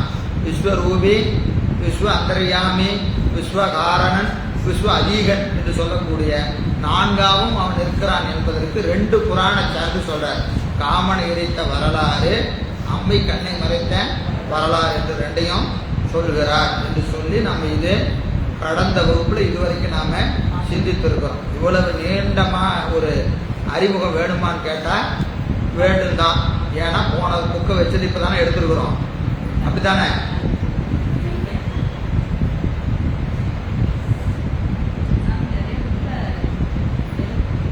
சில பாட்டு இருக்காது. ஏதாவது இருக்கிற முதல்ல ஜெராக்ஸ் எடுத்து வச்சு. சரி, ஐந்தொழிலுக்கும் அவனது திருமேனி வேண்டும். ஐந்தொழில் செய்யணும்னா அவனுக்கு என்ன வேணும்? ஒரு திருமேனி வேண்டும் என்பது 74வது பாட்டு. பாருங்க, படைப்பாதி தொழிலும் பக்தர்க்கு அருளும் பாவனையும் நூலும் இடப்பாகம் ஆதராளோடு இயைந்து உயிர்க்கு இன்பம் என்றும் அடைப்பானாம் அதுவும் முத்தி அளித்திடும் யோகம் பாசம் துடைப்பானாம் தொழிலும் மேனின் தொடக்கொணானேல் சொல்வனாதே. படைப்பாதி தொழிலும், அதாவது ஆரணம் ஆகமங்கள் அப்படின்னு சொல்லக்கூடிய பாடல்ல இருந்து கூறி போந்த 66 அந்த பாடல்ல இருந்து கூறி போந்தது உபதேச மாத்திரைக்கே அன்றி. அங்க சொன்னது எதுக்கு? உபதேசத்துக்காக. அவன் உருக்கொள்வது சீரணி குரு சந்தான செய்தியும் சென்றிடாவேன்னு அங்க சொன்னார் இல்லையா? அவன் உருக்கொள்வது எதற்குன்னு சொன்னா, சந்தான மரபு தலைக்கும் பொருட்டு உரிமையை தாங்கி வந்தான் என்பதை அங்க சொன்னார். இங்க இன்னொரு காரணம் சொல்றார். இன்னொரு காரணம் என்னது? ஐந்தொழில் செய்வதற்கு அவனுக்கு உருவம் வேண்டும். அப்ப 2 காரணம். ஐந்தொழில் செய்வதற்கும் உருவம் வேண்டும், சந்தான மரபை காக்கும் பொருட்டும் அவன் உருவம் கொள்ள வேண்டும். 2 காரணம். ஒரு காரணத்தை அங்க சொல்லிட்டாரு, இன்னொரு காரணத்தை இங்க சொல்கிறார். எனவே படைப்பாதி தொழிலும் படைப்பாதி தொழிலும் படைப்பாகிய ஆதி தொழிற்கும், படைப்பாதி என்பதற்கு என்ன செய்யறாரு? படைப்பு முதலாக ஒரு பொருள் செய்யலாம். படைப்பாதி தொழிலும் என்னது? படைப்பு முதலாகிய தொழில் ஒரு பொருள் செய்யலாம். ஆனா இங்க அப்படி செய்யல. இங்க அப்படி செய்யல. என்னதுங்க? படைப்பு ஆகிய ஆதி தொழில். ஏன்னா உலகத்தை முதல்ல என்ன செய்யணும்? ஐந்தொழில முதல்ல செய்ய வேண்டிய தொழில் என்னது? படைப்பு தான். அதனால படைப்பாகிய ஆதி தொழிற்கும் அது எங்க இருக்கிறது? வாதுல ஆகமத்தில் ஓதியவாறே இயக்கியற் பொருளும் நிலையில் பொருளுமாகிய உலகங்கள் முதல்வனது திருமேனியில் ஒவ்வொரு உறுப்புகளிலிருந்தும் தோன்றுமாறு செய்ய வேண்டுதல் ஆதலாலும். இப்போ இறைவனது உருவத்திலே இருந்து உலகங்கள் தோன்றும். இறைவனது உருவத்திலிருந்து உலகங்கள் தோன்றும் என்று எதுல சொல்லியிருக்கு? வாதுல ஆகமத்துல சொல்லியிருக்கு. வாதுல ஆகமத்துல சொல்லியிருக்கு. இந்த இடம் கொஞ்சம் கவனமா நீங்க பார்க்கணும். உலகம் எதுல இருந்து தோன்றுகிறது? மாயிலிருந்து தோன்றுகிறது. மாயிலிருந்து தோன்றுகிறது. ஆனா வாதுல ஆகமத்துல என்ன சொல்லியிருக்கிறாங்க? இறைவன் உருவத்திலிருந்து தோன்றுகிறது. இறைவன் உருவத்திலிருந்து தோன்றுகிறது என்று சொல்லி இருக்கிறாங்க. இப்போ உருவத்திலிருந்து தோன்றுமா, மாயையிலிருந்து தோன்றுமா?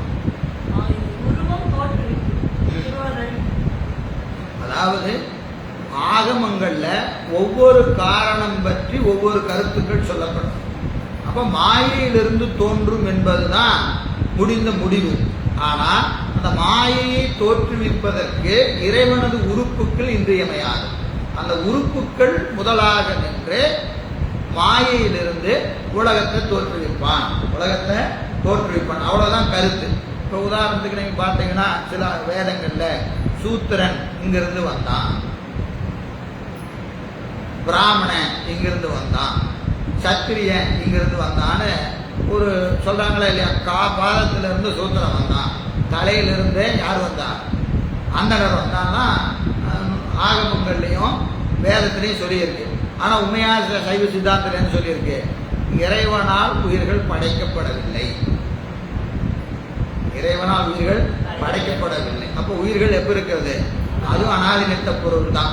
அப்போ சூத்திரன் என்று சொன்னா, இப்போ ஒரு சூத்திரன் என்பது உயிருக்கா உடம்புக்கா? உடம்புக்கு தான் சூத்திரன். உயிருக்கு என்ன கிடையாது? சூத்திரன்லாம் கிடையாது. அந்தனதும் கிடையாது, சூத்திரன் கிடையாது, சத்திரியனும் கிடையாது. உடம்புக்கு தான் வர்ண பேதம்.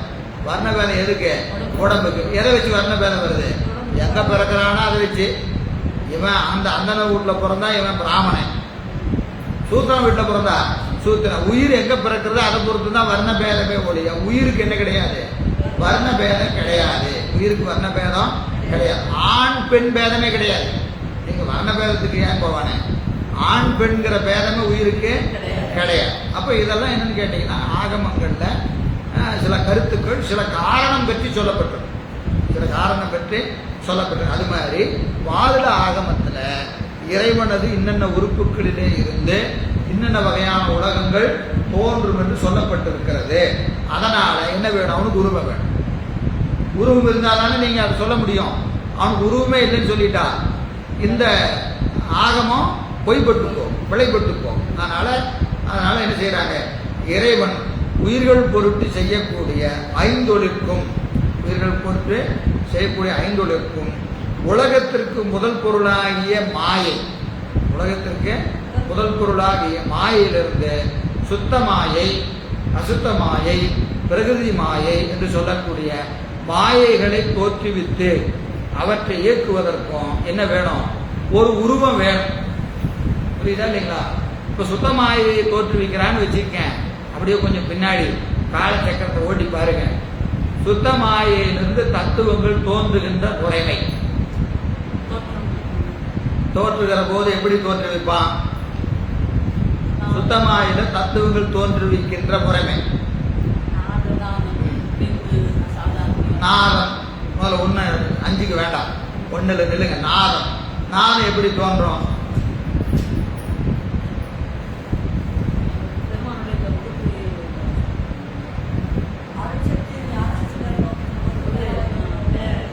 இறைவன் தனது ஞான சக்தியால்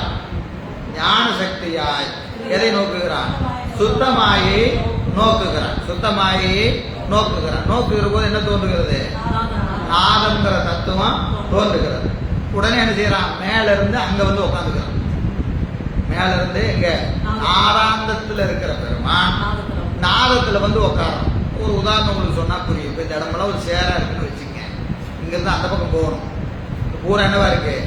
சேரா இருக்கு. நம்ம என்ன செய்யறோம்? ஒரு செங்கல் எடுத்து போட வேண்டியது. உடனே என்ன செய்யறது? தூக்கி ஒரு காலை வச்சுக்கிறது. அப்புறம் இன்னொரு செங்கலை தூக்கி போட வேண்டியது. அங்கிருந்து அடுத்த காலை எடுத்து வைக்கிறது. அப்புறம் இன்னொரு செங்கலை தூக்கி போட வேண்டியது. அதுல ஒரு தூக்கி ஒரு காலை வைக்கிறது. இப்படி நம்ம ஒரு சேற்றை கிடக்கிறோமா இல்லையா? ஒவ்வொரு கல்லை தூக்கி போட்ட உடனே இங்கிருந்து எங்க போயிடுறது? ஒரு ஸ்டெப் முன்னாடி போறது, அடுத்த ஸ்டெப் முன்னாடி போறது. இப்படி போறதா ஒரு கற்பனை பண்ணிக்கங்க. இந்த கற்பனை தான் பெருமான் தத்துவத்துல வர்றது. முதல்ல தத்துவம் கடந்து இருக்கிற பெருமான் முதல்ல என்ன செய்யறாரு? நாதங்கிற ஒரு தத்துவத்தை தோற்றுவிக்கிறான். உடனே அங்கிருந்து என்ன செய்யறான்? நாதத்துல வந்து உட்காந்துக்கிறான். நாதத்துல வந்து உட்காந்து அவனுக்கு என்ன பேரு? சிவம்னு பேரு. பிறகு என்ன செய்யறான்? என்ன செய்யறான்? தனது கிரியா சக்தியினாலே சுத்தமாயை நோக்குகிறான். 2வது தத்துவம் இங்க தோன்றுகிறது. 2வது களத்துக்கு போட்டாச்சு. உடனே என்ன செய்யறான்? சிவம் சக்தி என்று பெயர் தாங்கி 2வது தத்துவத்துக்கு வந்து நின்றான். புரியுதுங்களா? அடுத்தது திருப்பியும் தனது ஞான சக்தியையும் கிரியா சக்தியையும் சரிசமமா பார்த்து சுத்தமாயை பார்க்கலாம். உடனே 3வது தத்துவம் 3வது களத்துக்கு போட்டாச்சு. அங்க வந்து 3வது இடத்துல நிற்கிறான். இப்போ ஒவ்வொரு படியா என்ன செய்யறான்? மேல இருந்து கீழே இறங்கி வரான். 5 படிக்கட்டு இறங்கின உடனே அதுக்கு கீழே அவன் இறங்க முடியாது. புரியுதா? ஏன்னா அதுல இருந்து அசுத்தமாயி. உடனே என்ன செய்யறான்? கள்ளத்துக்கு போட்டு நீ போடாங்க. யார? அனந்தேஸ்வரர், நீ போக்கல அப்படின்னு இவன் எல்லாத்தையும் செய்து கொடுத்து அவர்கள் மூலமா அதை செய்ய வச்சு அவர்களை இயக்கி கீழே இறங்கி வந்து மண்ணு வரைக்கும் வரான். வருவது யாருன்னா பெருமான் தான். அவன் அதிகாரம் பெற்ற பக்குவ ஆன்மாக்களை அதிர்த்திட்டு நின்று இந்த தத்துவங்களை இயக்குகிறான். இதையெல்லாம் செய்யறதுக்கு அவனுக்கு வடிவம் வேணும். இதெல்லாம் செய்யறதுக்கு என்ன வேணும்? ஒரு வடிவம் வேணும். இப்ப சதாசிவ தத்துவம் சொல்லும் போது அங்க வடிவம் வந்ததா இல்லையா? அரு உருவம் அப்படின்னு ஒரு வடிவம் வந்துருது. நாகேஸ்வரத்துக்கு வரும்போது உருவமே வந்துருது. அப்போ படைப்பாதி தொழிலும் படைப்பு ஆதி தொழிலை செய்வதற்கு அவன் என்ன செய்யணும்? உருவம் தாங்கி வரணும். அதனால சுத்தமாயை நேராகவும் அசுத்தமாயை அனந்த தேவர் முதலானோரை அதிர்த்துட்டு நின்றும் மூலப்பிரகிருதி முதலாகிய தத்துவங்களை ஸ்ரீகண்ட பரமேஸ்வரன் சொல்லக்கூடிய உருத்திரரை அதிர்த்துட்டு நின்று என்ன செய்கிறாங்க? அவன் இதை செய்கிறான். எனவே இந்த 3 செய்வதற்கும் அவனுக்கு என்ன வேணும்? ஒரு வடிவம் வேண்டும். அதனால பக்தர்க்கு அருளும் பாவனையும். படைப்பு தொழிலை செய்வதற்கு குடும்பம் வேண்டும். அப்புறம் பக்தர்களுக்கு அருளும் பாவனையும், அதாவது பக்தர்களுக்கு இருவினை ஒப்பில் அருளுதல் பொருட்டு செய்யும் பாவனையாகிய திரோதான தொழில். இருவினை ஒப்பு வரும் பொருட்டு அவன் என்ன செய்கிறான்? திரோதான சக்தியை இயக்கி, நமக்கெல்லாம் எப்படி இயக்குறான்? திரோதான சக்தியை இயக்கி நம்மை ஆட்படுத்துகிறான். அதற்கு என்ன பேருங்க? ஓண நடனம் இயற்ற வேண்டுதலாலும். ஓண நடனம் இயற்றுதல் வேண்டுதலாலும். ஓண நடனம் நேரா எங்க போகணும்? உண்மை விளக்கம் தான் இல்லையா? உண்மை விளக்கத்தில் ஊன நடனம் எது? புத்தகம் தான். மனப்பாடம் பண்ணது என்னாச்சு?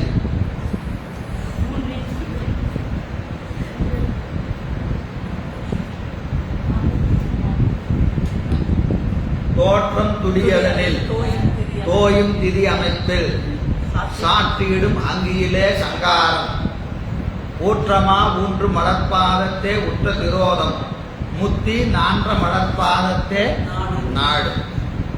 ஐந்தொழில். அவ்வளவுதான். என்ன சொல்லியிருக்கிறது? தோற்றம் துடியதனில் தோயும் திதி. திதி என்னது? காத்தல். சாற்றிடும் அங்கியிலே சங்காரம் அழித்தல். ஊற்றமா ஊன்று மலர்பாதத்தை உற்ற திரோதம் மறைத்தல். முத்தி நான்ற மலர்பாதத்தை நாடு. படைத்தல், காத்தல், அழித்தல், அருளல், மறைத்தல் என்று சொல்லக்கூடிய ஐந்தொழில். அப்போ ஊன நடனத்துல அவன் செய்கிற ஐந்தொழில் என்னது? படைத்தல் முதலாகிய ஐந்தொழில். படைத்தல் முதலாகிய ஐந்தொழில் செஞ்சா அவன் ஆடுற நடனத்துக்கு என்ன பேரு? ஊன நடனம்னு பேரு. அப்போ உலகத்தை படைப்பான். அதுல கொண்டு வந்து உயிரில கொண்டு வந்து வைப்பான். காலம் புரிய வரைக்கும் அதுல காப்பான். விடைப்போகத்தை ஊட்டுவான். காலம் முடிஞ்சோடனே ஒடுக்கிடுவான். இதற்கெல்லாம் திரோதானத்தை முதலாக கொண்டு செய்வான். இந்த ஐந்தொழிலுக்கு ஊன நடனம்னு பேர். ஊன நடனம்னு பேரு. எனவே இந்த ஊன நடனம் செய்வதற்கான காரணம் ஆன்மாவுக்கு என்ன வரணும்? இருவினை ஒப்பு வரணும். இருவினை ஒப்பு வரும் பொருட்டு ஐந்தொழில் செய்கிறான். எது வரைக்கும் செய்வானா? இருவினை ஒப்பு வர வரைக்கும் இந்த ஐந்தொழில் நடந்துகிட்டே தான் இருக்கும். என்னது நடக்கும்? படைத்தல். படைத்தல் என்னது? ஏன் திரும்ப சுத்த விட்டுட்டு அதே கேள்வி கேட்கறீங்கன்னா, இருவினை ஒப்பு வர்ற வரைக்கும் நமக்கு உடம்ப படைப்பான். உடம்புக்குள்ள கொண்டு வந்து உயிரை தப்பான். உலகத்துல கொண்டு வந்து விட்டுருவான். வந்துட்டாவே என்ன வந்துடும்? காத்தல் வந்துடும், மறைத்தல் வந்துடும், அடித்தல் வந்துடும், அருளல் வந்துடும். புரியுதா இல்லைங்களா? இங்க பிறவிக்கு வந்துட்டாவே என்ன செஞ்சாகணும்? அஞ்சொலி செஞ்சாலும் ஆகணும். ஏன்னா அவனை அந்த வினை போக நுகர்ற வரைக்கும் அவனை காப்பாற்றி ஆகணும். எழுதி அனுப்பிச்சிட்டானா இல்லையா? தலையெழுத்து பிராரத்த கண்மத்தை எழுதி விட்டாச்சு. அப்போ அந்த பிராரத்த கண்மத்தை அனுபவிக்கிற வரைக்கும் என்ன செய்வான்? காப்பாற்றி வச்சிருப்பான். இந்த காத்தல் என்பது அதானே. போன வகுப்புலேயே சொன்னமா இல்லையா? காத்தல் என்பது என்னது? போகம் துய்ப்பித்தல். காத்தல் என்பது போகம் துய்ப்பித்தல் அப்படின்னு என்னது? என்ன விதிச்சிருக்கிறானோ அதை ஊற்றுறதுக்கு பேரு தான் காப்பாத்துறதுன்னு பேர். வினை போகத்தை ஊட்டுவதற்குத்தான் காத்தல் என்று பெயர். நம்ம வினை போகத்திலிருந்து தப்பிக்கிறதுக்கு காத்தல்னு பேர் கிடையாது. புரியுதா இல்லையா? காத்தல் என்பது வினை போகத்தை ஊட்டுவது. எனவே அது என்னதுங்க? ஊன நடனமாக நின்று பக்தர்க்கு அருளும் பாவனையும் அது ஊன நடனமா நிற்கும். அப்புறம் என்னது? உயிர்க்கு என்றும் இன்பம் அடைப்பானா அதுவும் நூலும் மாதராலோடு ஏய்ந்து உயிர்களுக்கு எஞ்ஞான்றும் இன்பத்தை செய்வதாகிய திதிக்கும் நூலை செய்யும் உமாதேவியோடு வாமபாகத்தே ஈய வேண்டுதலாலும். அப்போ இறைவன் மாதொரு பாகனாக நிற்கிறான். எதற்குன்னு சொன்னா உயிர்களுக்கு இன்பத்தை செய்வதற்காகவும் காத்தல் தொழில் செய்வதற்கும் ஞான நூல்களை உபதேசம் செய்யும் பொருட்டும் இறைவன் அம்மையப்பராக இருக்கிறான். அம்மையப்பராக இருக்கிறான். நம்ம அமையப்பெறா வர்றதுக்கு காரணம் என்னென்ன பாருங்க. உயிருக்கு இன்பத்தை கொடுக்கணும். அதனால் அப்புறம் என்ன செய்யணும்? காத்தல் தொழில் செய்யணும். அப்புறம் நூல் செய்யும் பொருட்டு, நூல் செய்யும் பொருட்டு அம்மையை இடப்பாகத்தை கொண்டு இருக்கிறான். அப்புறம் முத்தி அளித்திடும் யோகம், முத்தி அளித்திடும் யோகம், முத்தி அளிப்பதாகிய அனுக்கிரகத்திற்கும் யோகிருக்க வேண்டுவதால் யோகம் இருக்கிறான். அப்போ அனுக்கிரகம் செய்யணும்னா அவன் என்னவா இருக்கணும்? யோகம் இருக்க வேண்டும். இப்ப என்னன்னு சொல்லியிருக்கிறாரு பாருங்க. முதல்ல படைப்பாதி தொழில், படைத்தல் தொழில் செய்வதற்கும் காத்தல் தொழில் செய்வதற்கும், காத்தல் தொழில் செய்வதற்காக அவன் என்ன செய்யறான்? அமையப்பரா இருக்கிறான். காத்தல் தொழில் செய்வதற்கு அமையப்பராக இருக்கிறான். அப்புறம் இன்பம் அளிக்க வேண்டி, இன்பம் அளிக்க வேண்டியும், அப்புறம் முத்தி அளித்திடும் யோகம், அருளல் தொழில் செய்ய வேண்டியும், அருளல் தொழில் செய்ய வேண்டி யோகித்து காட்ட வேண்டியதாலும் பாசம் துடைப்பானாம் தொழிலும். அடுத்தது என்னது? பாசம் துடைப்பானாம் தொழில், பாசத்தை நீக்குவதாகிய சங்கார தொழில், அழித்தல் தொழில். இது என்னது? அழித்தல் தொழில். எனவே முறையே அவ்வளவு உறுப்புகளில் ஒடுக்க வேண்டுதலானும். ஏன்னா படைக்கிற போது ஒவ்வொரு உறுப்புல இருந்து படைத்தான்.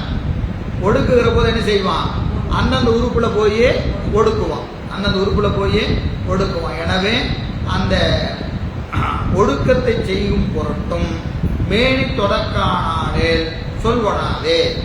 இவற்றிற்கு அவ்வுருவ திருமேனி முதல்வன் இன்றியமையாத சிறப்பினதாய் வேண்டப்படும் என்க, வேண்டப்படும் என்க. அப்ப உருவம் கொள்வது கட்டாயம் வேணும். எதற்கு? ஐந்தொழில் செய்வதற்கும் உருவம் வேண்டும். படைப்பதற்கு உருவம் வேண்டும். எதற்கு வேணும்? படைப்பதற்கு அந்தந்த உடம்பின் ஒவ்வொரு அங்கங்களிலே இருந்து உலகங்களை தோற்றுவித்து அந்த உலகங்களிலே உயிர்களை இருத்தி படைக்கணுமா இல்லையா? அதுக்காக என்ன வேணும்? உருவம் வேண்டும். காத்தல் தொழில் செய்வதற்கு உருவம் வேண்டும். ஏன்னா அம்மையப்பராக இருந்து காத்தல் தொழில் செய்கிறான். அதற்காக என்ன வேணும்? அவனுக்கு உருவம் வேண்டும். அப்புறம் அருளல் தொழில் செய்வதற்கு அம்மையப்பரா நிற்பான். அம்மையப்பரா நிற்பது ரெண்டு காரணம். காத்தலுக்கும் அருளலுக்கும், காத்தலுக்கும் அருளலுக்கும் அவன் வடிவம் தாங்கி வரணும். அடுத்தது மூன்றாவதா சொல்றது என்னது? ஒடுக்கத்தை செய்வதற்கு, பாசத்தை துடைப்பதற்கு, ஒடுக்கத்தை செய்வதற்கும் என்ன செய்யணும்? அவன் வடிவம் தாங்கி வரணும். திரோதானம் இங்க சொல்லல, நீங்க வருவித்துக் கொள்ள வேண்டியதுதான். சரிங்களா? எனவே படைத்தல், காத்தல், அழித்தல், மறைத்தல், அருளல் ஆகிய ஐந்தொழிலுக்கு என்ன வேணும்? அவன் உருவம் தாங்கி வர வேண்டும் என்று இந்த பாடல்ல சொல்லுகிறார். சிவஞான முனிவர் உரையை நம்ம தேநீர் இடைவேளைக்கு அப்புறம் பார்ப்போம்.